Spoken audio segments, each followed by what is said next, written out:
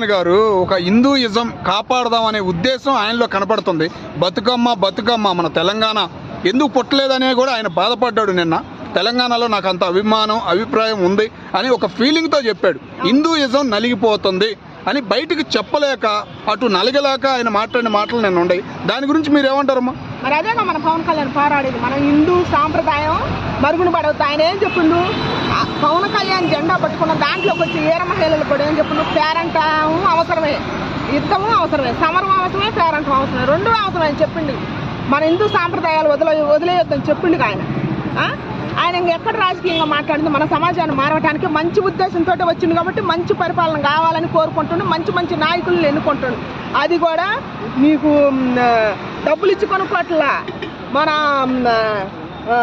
అట్టడుగు వరణాల నుంచి వచ్చిన వాళ్ళు ఉన్నారు, ఒక్కొక్కళ్ళు ఎంతెంత వయసు ఉన్నారు, పిల్లలకు ఒక్కొక్కరు 25 ఏళ్ళు 28 ఏళ్ళు కొలేరు. వాళ్ళ అనుభవాలు చెబుతుంటే కళ్ళు తిరుగుతున్నాయి అనమాట. అట్టే చెబుతుండ్రు అనమాట.